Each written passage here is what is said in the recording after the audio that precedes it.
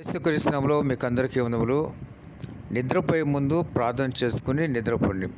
ఎందుకంటే ఏ క్షణమున ఏం జరుగుతుందో ఎవరు కూడా చెప్పలేరు, ఊహించలేరు.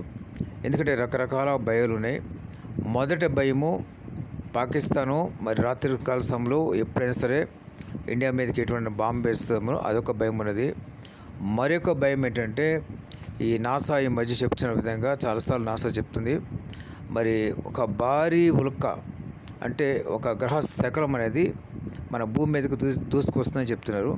అది గనక మరి భూమికి తగిలితే భూమి తన స్థానం తప్పి ఎటు వెళ్ళిపోతుందో తెలియదు. ఆ తర్వాత మనకి అంతా గాఢంధకారమే ఉంటుంది.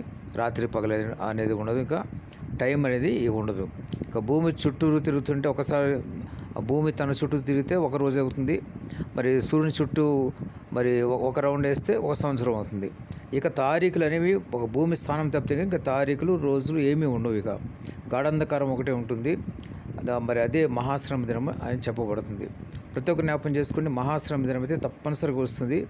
అది ఏ రకంగా రావచ్చు. మూడో ప్రపంచ యుద్ధం జరిగినప్పుడు మరి వేసే బాంబులు అణుబాంబుల వలన భూమి స్థానం తప్పవచ్చు, లేదా ఉలకు వచ్చేదన్నా మరి భూమి ఆకాశ నక్షత్రం రాలని దేవుని వాక్యం ఉంది. కాబట్టి ఆకాశ నక్షత్రం అంటే ఈ గ్రహ శకలాలు ఏదైనా వచ్చి భూమికి తగులుకుంటే కనుక భూమి తన స్థానం తప్పడమే కాకుండా కొన్ని వందల కోట్ల మంది ప్రాణాలు కోల్పోతారు. మరి ఎంతమంది మిగులుతారో ఆ మిగిలిన వాళ్ళందరూ కూడా మహాశ్రమ దినం అనిపిస్తారు. అనిపించిన తర్వాత దేవుని యొక్క రెండవ రాకడ వస్తుంది. ఎవరైతే సిద్ధంగా ఉంటారో వారు మాత్రమే పరలోక రాజ్యానికి వెళ్తారు. కాబట్టి సిద్ధపడండి, పరిశుద్ధంగా పవిత్రంగా జీవించండి, యేసుక్రీస్తునందు విశ్వాసం ఉంచండి. దేవుడి మాటలు దీవించి ఆశీర్వదించును గాక. ఆమేన్.